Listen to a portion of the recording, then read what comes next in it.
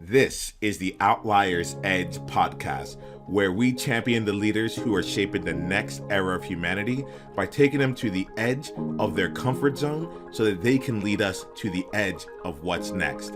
I'm your host, Niiamah Ashong. Let's do this. Hello there, Outliers. It's me, Niiamah Ashong, your host of Outliers Edge podcast and the Outliers Edge community, where we bring together people who are different from others and we help them use what makes them different to make a difference. Today, I am really thrilled because I get to have an incredible conversation with Jen Eikenhorst, who is someone who has played and has gone down the outlier path herself with an incredible story and also an incredible mission that's out in the world. Jen, I just want to just check in with you and just say, I'm really grateful to have you here. I'm really looking forward to our conversation. Thanks for having me. I'm excited to see where this goes. I appreciate you. Same. I love that appreciation and gratitude is already in this space. I've noticed in conversations it comes up. I'm just really grateful that the two of us get to be in this space and get to be in this. So this grateful. Together. Yes. So why don't we start off here? One of the things I love to look at is the element of people's external journeys and their internal journeys, right? And we'll start off here. We'll be exploring all the edges together. And I think it's really helpful because a lot of times people will see someone and think that they understand them from the bio that they've seen online. Or I know that you were recently featured in a Red Table Talk with the Smiths. So there's a lot that's taken place. If we look at it there's one lens of this where externally you're truly outlined. And then on the other side of this afterwards, we'll spend a little bit more time finding out more about just you, the person. But I'd love to just stand out here. If we're going to start out here, how might people see you or think about you from an external perspective if they don't really know you? Oh, well, I think there's varying opinions about me. It's a little controversial, I think, in some ways. I think for the people who know me most or closest to me, see me as the wife and mother, community member, a friend. I hope they see me as a hope seeker, someone who lives their life grateful. I hope that's what people see in me, loving, kind, compassionate. But there is a world out there that does not see that sees possibly because of my past and my trauma, they might see me as someone who is taking advantage, or they misunderstand, or God forbid, but privileged. I don't know. My heart breaks sometimes for what people might see.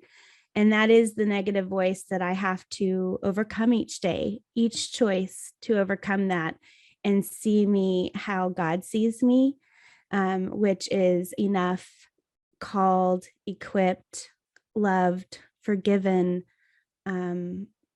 which is what we all should carry, that identity that is ours, and not necessarily what the world sees.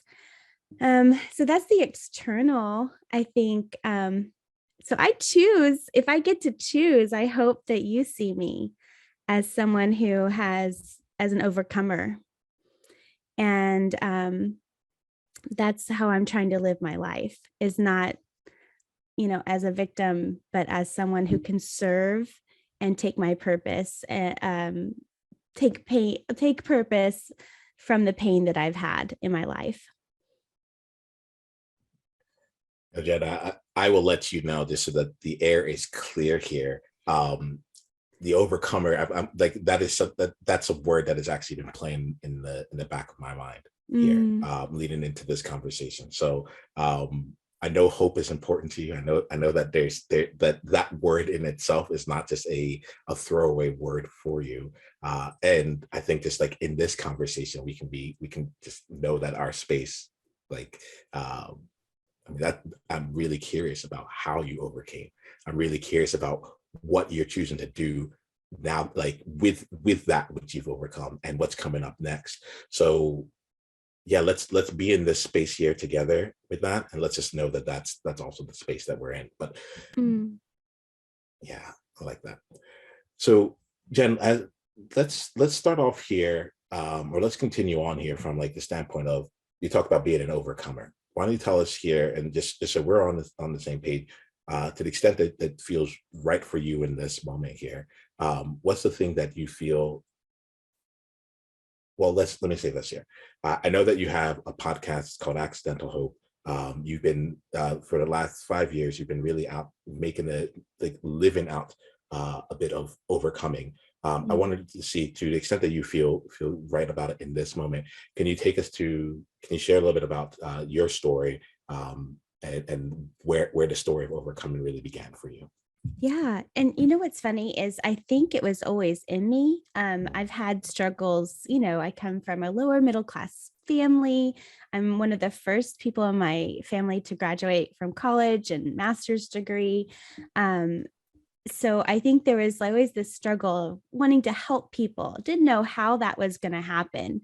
And just really lived just a normal life. Kind of going with the flow. I'm a teacher, but I work with at-risk youth. I want to help kids who are thinking that they can't learn math and want to drop out. And those are the people that I'm drawn to, the struggle. And in 2016, on a normal day, following the law, I had an accident with a motorcyclist and he lost his life. So October 4th, 2016, it was just a normal day, except it was an extraordinary day. It was the day that changed many lives. A man lost his life, an innocent man lost his life, a father and veteran. And very well, I could have lost my life in that accident due to mental health issues. I was overcome with sadness and grief, depression, suicidal ideation, you name it, just shattered, heartbroken over thinking that my future was over, not really understanding how in the world any good could come from this tragedy. My entire identity was at 36 years old, gone, just gone. Every good moral decision I had ever made, I felt didn't matter because this thing, this event overshadowed everything. And I was in that pit for a little bit. I was, facing a lot of different things, just not only like the spiritual aspect of it, the financial aspect of it, the legal aspect of this, just a lot. It was really heavy. And I didn't know how I would survive or if I would survive.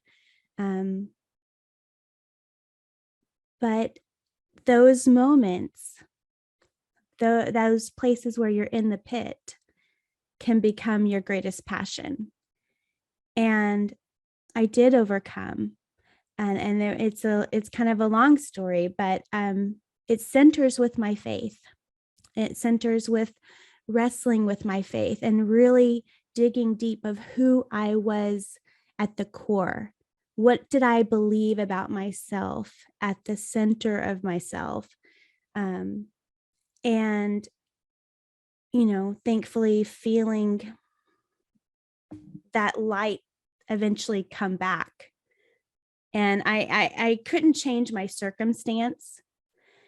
And I had a choice. And I knew that if I chose a path of depression or destruction, it would just be more pain. It would be more grief. Or I could choose to live my life in the best way possible, being the best human being I can, and finding way to honor the person that lost his life. And that's what I did. And man, it's been a journey. It's been a journey. And I didn't know how I was going to do that. There wasn't like a manual for this. No, there And is not. no. And so really my passion became like I was called to it. It wasn't something I would have ever chosen for myself. But yeah, that's like the short version of a lot of little tiny steps and steps backwards and then steps forward, you know. Well, Jen, I the word gratitude and appreciation has already come up in this conversation, and one of the things that I have decided as someone who's hosting this thing here is to allow that to flow copiously throughout the conversations when it's real. Um, the gratitude that's coming in right now uh, is actually is in your the presence to be everything that you are, to see you as Jen fully here. The moment you started and you said, like, you're like, I'm an overcomer. Well, I've overcome this. I've been overcoming my entire life.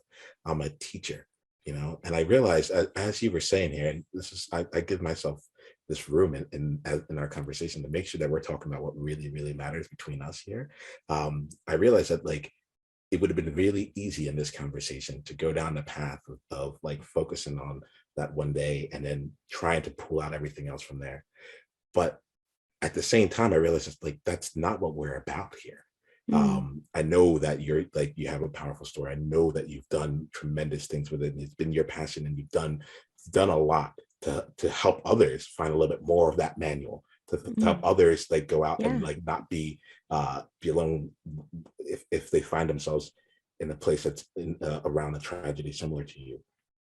And you are complete as well, and you're Mm. whole, and there's many things to you. So in this conversation, I'm realizing that, like, the I want to make sure that I calibrate myself toward the true opportunity that's here to be able to see you and to see all of you in this conversation, and to continue to play, to hear about your journey of overcoming throughout your entire life, and then how that continued to manifest itself in the last few years and beyond. But I just really need to say this out loud, because I think I was going to go down a path that just didn't honor you in your Mm. completeness. So let me just say that out loud, and make sure that's articulated between the two of us.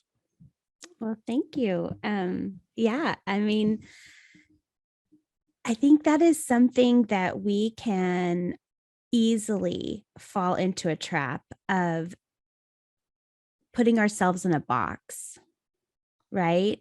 And or putting on that label that maybe we've heard in those external voices or our environment.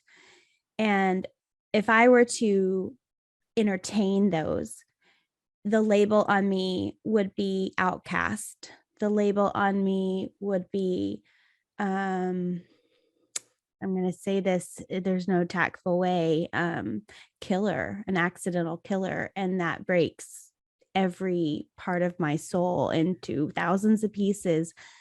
But that is what the world. So if you have a label that you hear that is not honoring to you as a human being, you have to learn to replace it with truth. For me, it will always go back to my creator and who I am at my innermost being.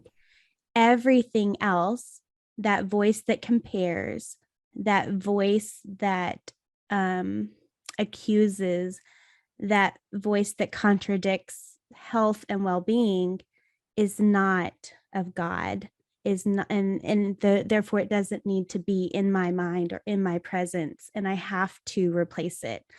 And what's interesting is when I was younger, I would find these themes throughout my life where I had much smaller opportunities to overcome labels, um, I think it was like practice for the big one.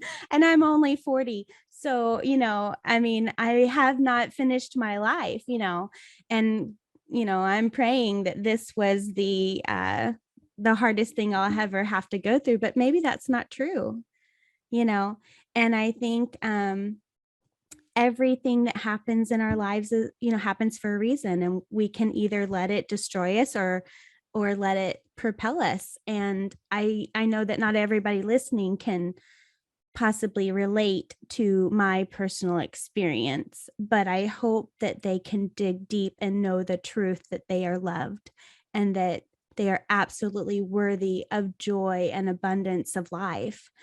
And if they don't hear that voice, they need to get a new voice,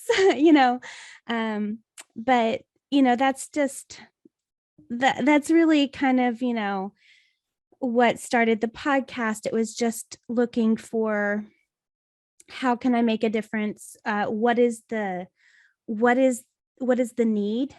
Find the need and fill the need. And I knew that there was not a safe place to discuss this. There was no one that was really sharing their story or the struggle. And I just wanted to be a solution. And that was just one simple way to do that for the world, whoever finds it. Yeah, Jen, as you say this here, there's a part of me that goes out and it says, like, that goes to the element of like relating to this. And as you're saying here, I can think of, in my mind, well, let me put it this way. I think we all have something in our world where one faithful day, one faithful moment, like 3 seconds in a person's life can completely change the trajectory, and mentally and emotionally. Maybe if nothing, for many people, there may be no one else that knows, and maybe nothing else that comes of it. But there's these labels might come from an external perspective, or the internal labels that we put on ourselves. Honestly, for me, I can think of at least three moments that like changed my life. You talked about identity, and the way that I saw myself, and then choosing to say, how do I want to move forward from that place onwards? Right. So in my mind, I'm like, it may not be relatable because we don't talk about it to the same extent, but there are these moments that we either allow to define us or others choose to define us. And what I'm hearing from you is that like you found your path through this. And if I'm getting you right, faith is a big part of that path. Absolutely. For you. Yeah. But you found a path through to not just have to be labeled and let that be the only option, but to actually continue to move forward and move in alignment with what you want to bring forth in this world. Let me know. I don't want to put words in your mouth, but like there's a sense of that I'm getting here. Oh yeah, for sure. And it wasn't like you have to go from, why did this happen? Why did I fail? Why me? To what now? What can I do about it? What power do I have? What agency can I take? What responsibility can I take? And own it. One, I have to own it. I have to own what's happened in my life. There's no, covering this up. And, I can't walk in shame. I will always have a burden of guilt. But I cannot walk in shame of my failure.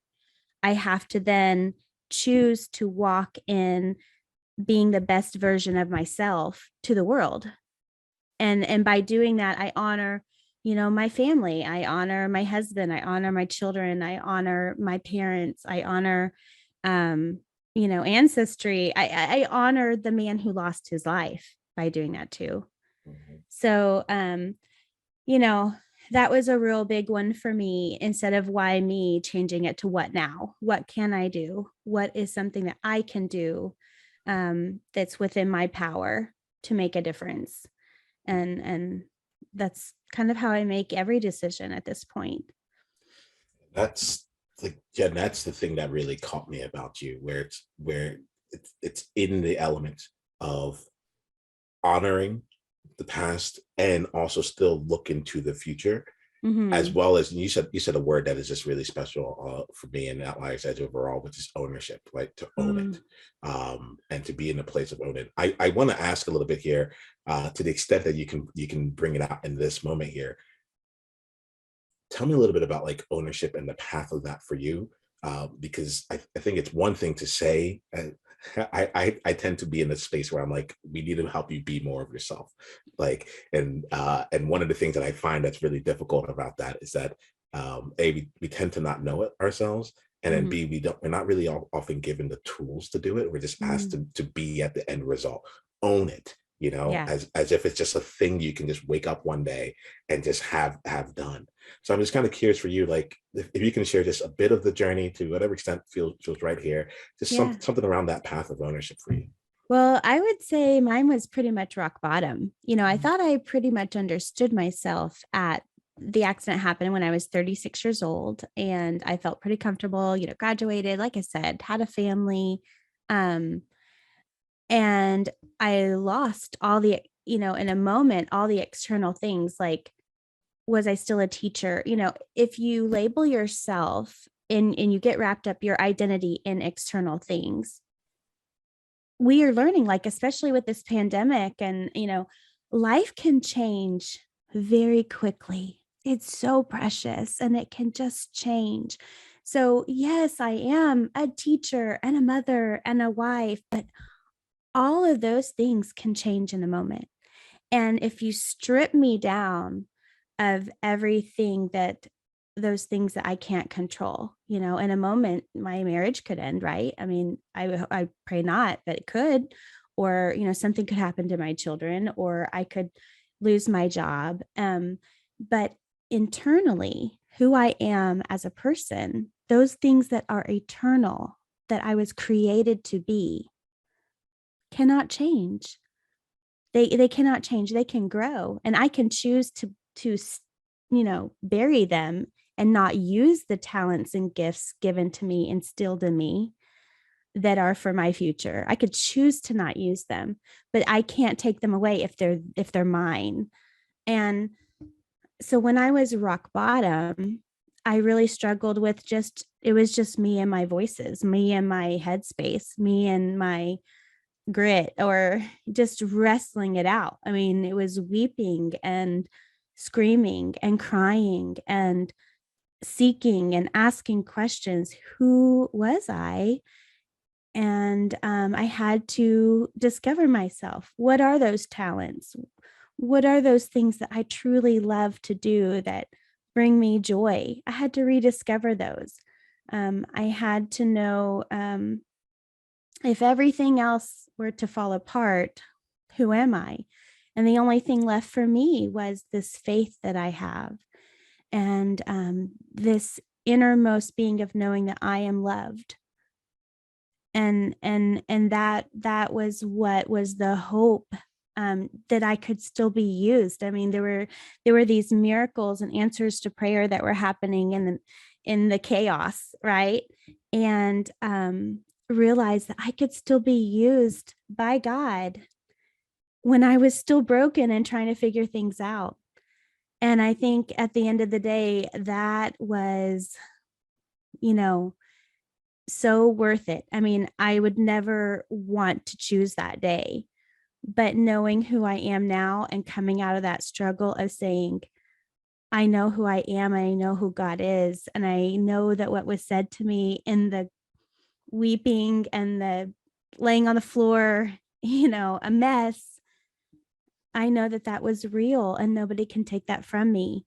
And it propelled me to want to be a better person, want to come out of that bed and under the covers, and wanted to show up, and fight to be a better person. So I think it stems with asking yourself who you are. One of the things I did do, just a practical step, besides just like journaling and hashing it out with this faith of mine, just had to hash it out. I did. Was I looked at Enneagram. I don't know if you ever heard of that. I'm very familiar with it. Yes. Yeah, I read the book. I tried to go back to like, what did I love as a child? Oh, I loved writing poetry as a child. Maybe I need to get my hands on some poetry. I went back to that person that was still whole and tried to rediscover, I loved just hiking. I loved, I just loved being with my family, so I tried to do the things that I knew made me happy, and things that, I could do on my own that had nothing to do with anyone except for myself too, I don't know if I answered your question. I hope that I did. I don't know. I mean, it's really hard. I'm trying to think of like systematically, but really it was hatching it out. Yeah. Yeah. Like, cause there's something in there. Yeah. like Jeff, it's funny. It's funny being it. Welcome to my world, by the way, because I let people talk, right? Okay. And, yeah. I'm like, you're letting me go, man. I'm letting you go. I'm letting you go. Free reign over here. And there's a reason for this. There's a reason for this. And the reason I do this here is because, well, firstly, life isn't in bullets, right? Life is not lived in bullet points. So true. Like, that's just not how we experience it, right? Yeah. Secondly, for us that have gone through an unconventional path, like like there's few spaces where we can actually just go out and share what it is that's on. There's few opportunities to really just be able to just work through something. Yeah. Work through whatever it is. And sometimes your answers might come in and it's specifically spot on and great. Those are the moments, Jen, that I'm going to ask a lot more deeper. Yeah. Okay. But it's because I want to get to the real truth, and I want to get to the place where we're discovering. You said, I'm like, let me share something practical. Everything you've said has been practical. Okay, good. And I think that's important though, because we're in a different kind of space. The outliers who listen to this here, like, they've done all the productivity stuff. They've done the self-help 101 kind of things. They're listening to the podcast. They've gotten the motivation, so on and so forth. We're looking for our edge. Yeah. Right? And at this point, it's not about the doing stuff. It may feel like we've taken practicality pretty much as far as it can go for us. Yeah. And if I'm going to be real about it, I think that most practical steps apply to like the middle of the data set, to the average of the data set, where it's like practically, if you do this, there's a very high likelihood of success, as long as you follow what everyone else has done / what I've done. And I think that there's an element of this here where I just want to give us a space to just kind of share what you've done. And I think the word for me is, like, when I think about practical, I think about it is important, and it comes to life through the practice, the practice of journaling, through the practice of hashing it out. Because this is the stuff here. Even as I was asking this question, I'm like, one of the things I want to avoid is I want to give us a chance to go to what's coming next, what's gone on there. But I do want to avoid going to, let's talk about a failure moment or something, like a quote unquote, let's look at success, and just like completely just jump onto the other side. It's like, it's a journey. What do you think? What comes to you as I say that, Jen? Well, I was actually just thinking, what came to mind was the clean slate that I was talking about, when you've had a failure or a disappointment, right? A clean slate in my case was not, in some ways, negative. Like, I felt like everything I had ever done accomplished meant nothing, right? So it felt like I was starting over. And a lot of that can feel defeating. But this is the question I had to ask myself: who do I want to be now? I had to ask myself, who do I want to be now? If the fact that I had volunteered and had a clean driving record and never had any criminal past, I had never been in trouble in my entire life, I'd never had a car accident in my life, never had a ticket. This was the very first thing, and it happened to be the worst thing that I could ever do to a person. My volunteer hours didn't matter. The fact that I, did all these great things with, at-risk youth, that didn't matter in my mind, but who do I want to be now? I want to be a compassionate person in the world. I want to show up for my kids and my husband. I want to physically try to be the best person. I want to know God more. I want to seek him every day and see beautiful things in my world, despite whatever is happening. I want to still see beauty in my world, because even when you're in complete devastation, there's something beautiful. I want my story to be beauty from ashes, and I have to work at it. It is not easy. I still have bad days. But I get up every day and say, who do I want to be? How do I want to show up for my family, for myself, and in this world every day, every single day? It's a choice. And every single day I can choose to look for the positive, or I could get stuck in the negative. Every day it's a choice. Every single day. So that's what you made me think of when you were talking. I want to give purposely give some space for that. It's like every day is a choice, every single day. And it all coming down to like a question, like the question being, who do I want to be now? Mm-hmm. Who do I want to be now? That's grace. And guess what? It's abundant for everybody. Mm. Mm. Even if, like, I wake up and, like, when the Red Table Talk came out the day before, and the producers had sent me this video package of different, like clips and stuff. I got it before it was going to be released, and I watched it, and I had part gratitude and my heart broke. I went and I laid down. I cried. I cried for a little bit. I gave myself some time to rest and still grieve. And I gave myself a little bit of time. I pulled myself up out of that bed. I went for a walk and I made dinner. But I still honored what I felt, So it's not going to be picture perfect all the time. And that's okay. You have to honor who you are and what you feel. But you have to know, like, at the end of the day, tomorrow's a new day. Have hope for today. This, Jen, you say this helps me see the completeness and wholeness of you in this moment, right? And the element of externally, this could be someone can look at this and think, wow, what an accomplishment, and at the same time, like, you're giving, like, you gave space for that, gave space for, like, right now, I need grace, I need time for myself, I need to cry, I need whatever it is that I need. Let me give that space. Mm-hmm. And then what's interesting is that it's not like, oh, then I went online and then started sharing this off. No, it was like, then I went off and I gave space for being a mother, being a part of my family, and I just really want to I feel the way that you honor this. I feel that. I did want to make sure that we are continuing to shine a light on that and celebrating that, because that is not, it is the wholeness of you. And I think I'm recognizing, as we talk more and more, how much I'd like to celebrate that here. Mm-hmm. Thank you for bringing that. Thank you for being you, and bringing that along with your journey here. I just really want to make sure I state that to you specifically.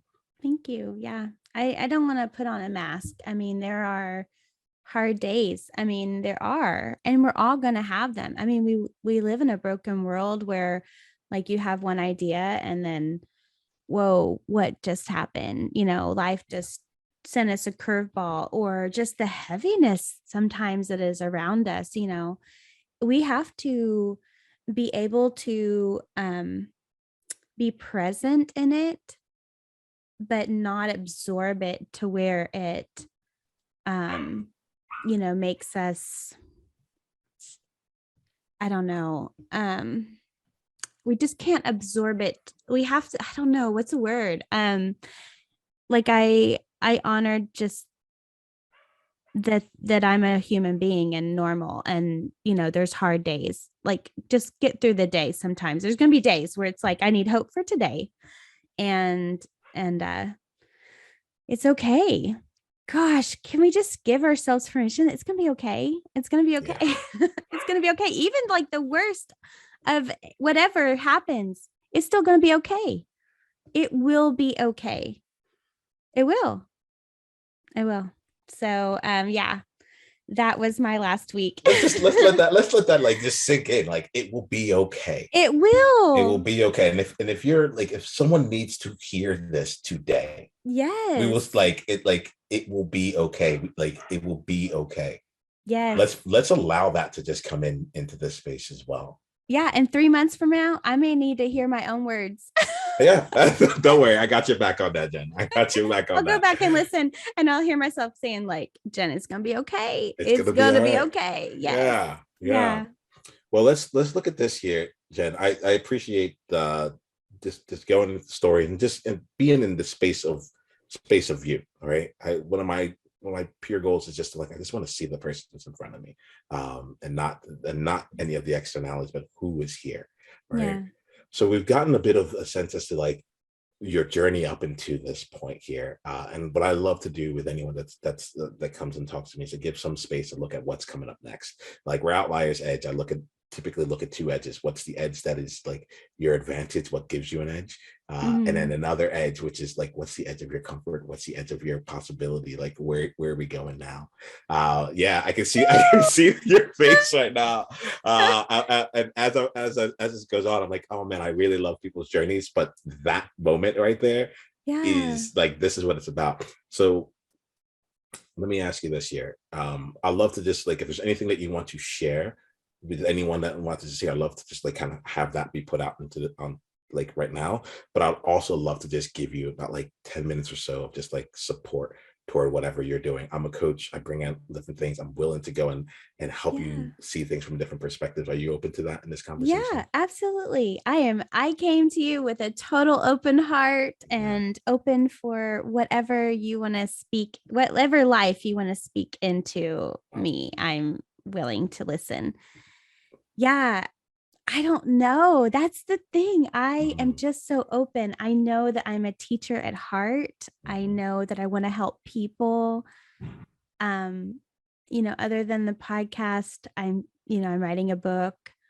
But I don't want to be like cliche of like just automatically go into speaking, and I want everything to be organic. You know what I mean? Like, everything up until this point has been organic, but it's so funny that like my mom tells me when I was little, I would play school teacher, and like I had to be the center of attention. I would teach the lesson. My little sister was forced to be my student, and I would have dolls and I would teach them these things, right? And I knew that I wanted to help people. I don't know. And I'm just so grateful. I'm literally grateful for each new opportunity, but I want it to be organic. I don't want it to be forced. I don't want it to be, I want it to be well done I mean, I know it's not going to be perfect, right? That's the fear, and judgment and whatnot, but I want it to be authentic and caring, and continue the honoring, path. So yeah, what are your thoughts on that? Yeah. As you were saying this here, my general thought here is, okay, I see you as someone who knows what it is that you want overall. I also see you as someone that has many possibilities open for you. And I'm hearing a very real pull toward like, I want it to be organic. I want it to be authentic. I want it to like, I don't want it to have to be forced. I just want it to be organic in that regard.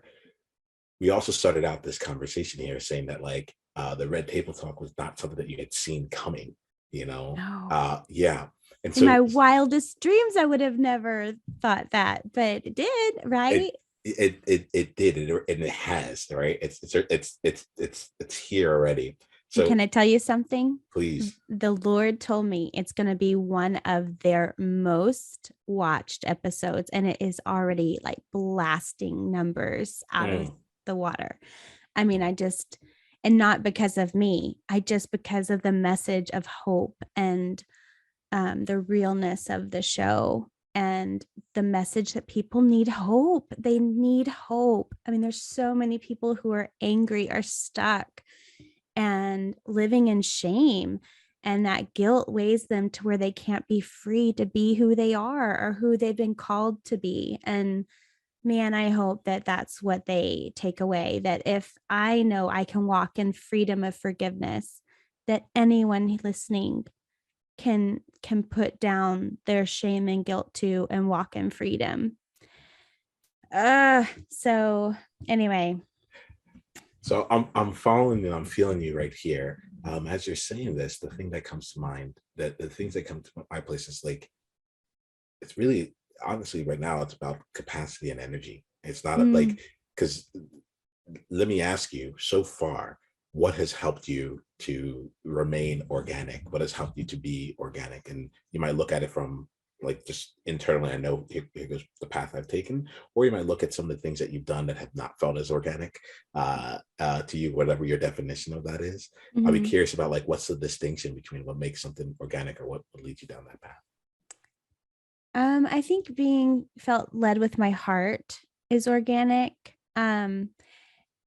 For me, I always want to be able to speak from the heart. And when I got your email from your assistant, the first thing I asked was, am I able to share my faith? And which, of course, they were like, of course you can. And thank you for that. Because I just don't know how I could share this story without talking about it. It's just too much of who I am. And I'm just, I don't know that I would still be here, honestly, if I didn't have my faith. So that's organic to me. And that was actually my first question to the producers of Red Table Talk. I was prepared to turn them down. And I was like, oh, can I share my faith? And then they wrote back, of course you can. And I was like, oh, relieved. But man, I was about to put myself to the test, really, if they had said no. But thankfully that was okay. So that's organic to me.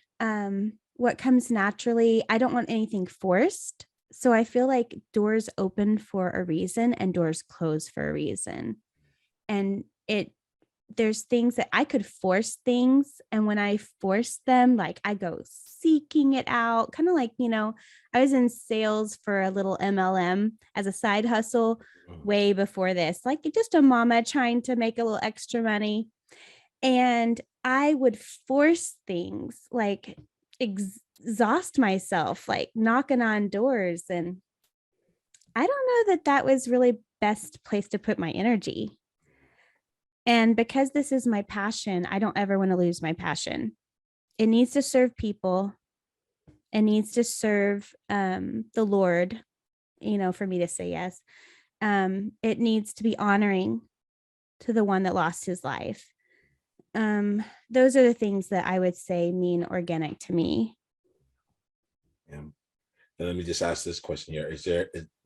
As you say that out there and what it needs to be here, is there any fear in you like that it won't align in that? Like, I just want to, like, is it present right now? And this is the question I'm asking here, not like overall, but like when you ask yourself who you want to be now, you've been 5 years, you've been on a journey here. Like, is that still present for you, or is that something that's like latent with you? No, I think it's an everyday thought. I think the biggest fear was stepping forward and continuously moving to bigger spaces is that my story can hurt people. It really can. And I care for people. It's going to challenge people. When you look at me and you see me in this setting, and then my story, I have to honor that you may have lost a loved one in an accident, and you yourself are still managing grief, and you are still walking a difficult road because of people like me. And I have to be respectful of everyone's stage of that. You know what I mean? And so when I move forward in public spaces, I always want to be gentle in the fact that I know that this isn't an easy conversation. And I matter. I do matter, right? People like me matter. But I also have to be just always gentle and humble in that walk to me. Does that make sense, or does that not make sense? Question here. Whether it makes sense to me is not the important part. Does it make sense to you? Yeah. Yeah.